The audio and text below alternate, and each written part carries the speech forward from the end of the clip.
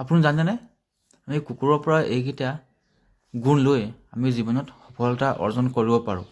প্ৰথমটো হৈ গ'ল স্বামী ভক্ত। কুকুৰে স্বামী বা গৃহস্থৰ জীৱনত সংকট অহাৰ সময়ত কুকুৰে নিজৰ প্ৰাণ দি দিব পাৰে। প্ৰাণ ঢালি নিজৰ স্বামীৰ বিপদৰ সময়ত কুকুৰে জঁপিয়াই পৰিব পাৰে।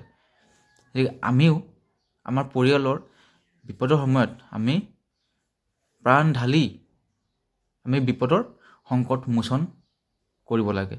পৰিয়ালৰ বিপদৰ সময়ত আমি সাহসেৰে থিয় দিব লাগে। দ্বিতীয়টো হৈ গ'ল সতৰ্ক হৈ থকা। কুকুৰ এটা সৰু শব্দটো কুকুৰ সতৰ্ক হৈ যায়, সাৰ পাই যায়।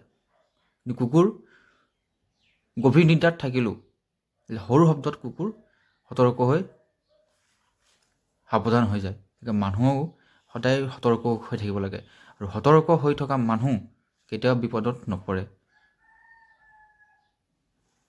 কিবা দায়িত্ব বেলেগক দি নিজে যদি আপুনি শুই থাকে তেন্তে আপোনাৰ বিপদ অনিবাৰ্য। সেইকাৰণে শুব লাগে, কিন্তু জাগি জাগি শুব লাগে। দ্বিতীয়টো হৈ গ'ল। তৃতীয়টো হৈছে কুকুৰ সাহসী। কুকুৰক সাহসৰ প্ৰতীক বুলি কোৱা হয়।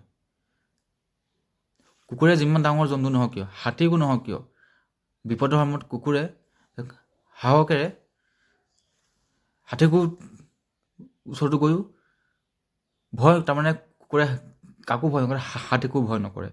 সেইকাৰণে আমি সদায় সাহসী হৈ থাকিব লাগে। যিমানে প্ৰব্লেম নহওক কিয়, যিমান ডাঙৰ সমস্যা নহওক কিয়, যদি আপোনাৰ ভুল নাই তেন্তে আপুনি যিমান ডাঙৰ মানুহ নহওক কিয় আপুনি সদায় সাহসেৰে যুঁজিব লাগে। এয়াই হৈ গ'ল কিছুমান নীতি, যিবিলাক আমি কুকুৰৰ পৰা লৈ আমি সদায় আমাৰ জীৱনটো সফলতা আমি প্ৰাপ্ত কৰিব পাৰোঁ।